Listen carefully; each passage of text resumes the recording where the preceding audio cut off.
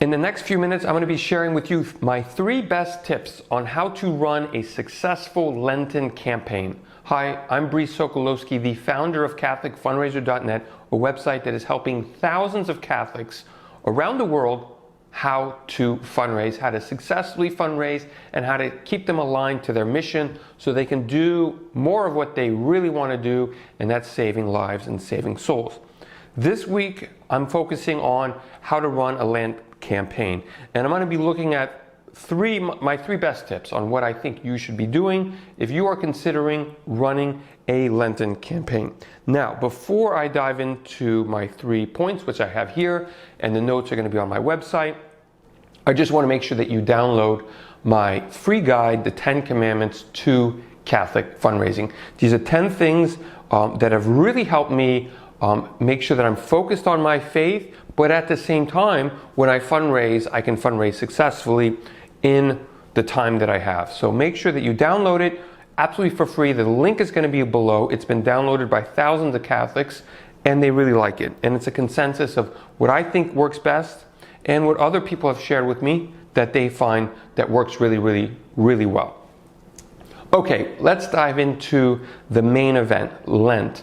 Lent is a great time to fundraise because, well, you've got the 3 pillars of Lent: fasting, prayer, and almsgiving. So it's one of the pillars, so you definitely should be considering and even doing a Lenten campaign. Now, here are my 3 tips on how to successfully run a Lent campaign. The first one is, and I'm reading my notes, ask, ask, ask. Don't believe in donor fatigue. Don't reconsider, well, I can't fundraise because there are other, my diocese is fundraising, my parish is fundraising. You got to do it anyways. And in the short amount of time that I have, I can't really explain why you shouldn't be listening to any of these points. But the overall objective is that, well, if you're doing something great and you believe you can do more of it with donations, then go off and do it. You can always think of 5, 10, 15 different reasons of why not to fundraise. And if you don't want to fundraise, well then don't. But if you are fundraising, ask, ask, ask. Just go out there and ask people. Ask people definitely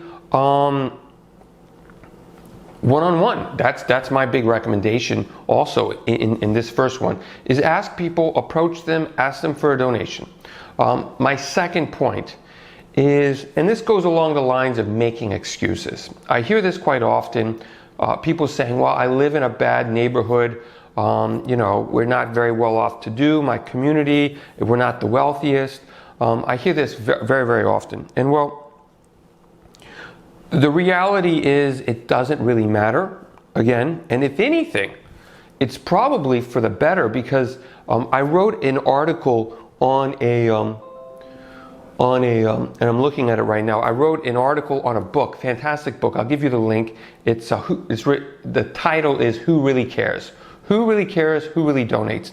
And what you're really looking at is four characteristics, and these are the 4 characteristics of, I believe, 91% of people who donate.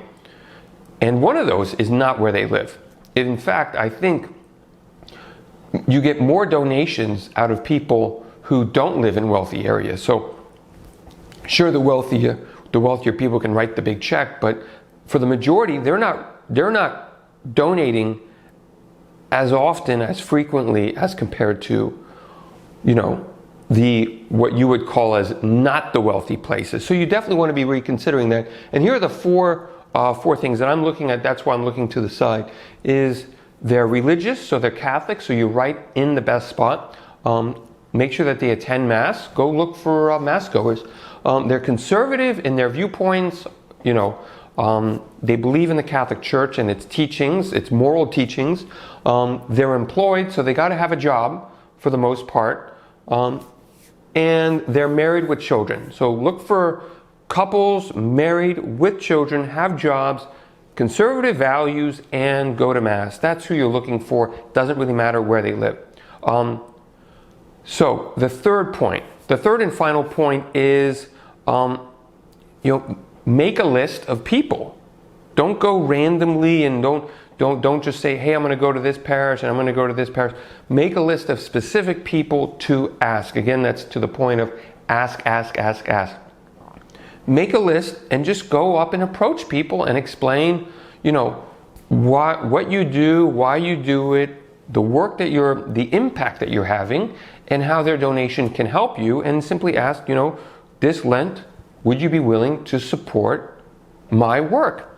And that's pretty much it. So, don't want to make this any longer. I hope that's been helpful. If you need additional help with your Lenten campaign, let me know. Send me an email, write a comment, and if you can, share this with a Catholic organization that you think would benefit from it. God love you, and I look forward to seeing you in the next video.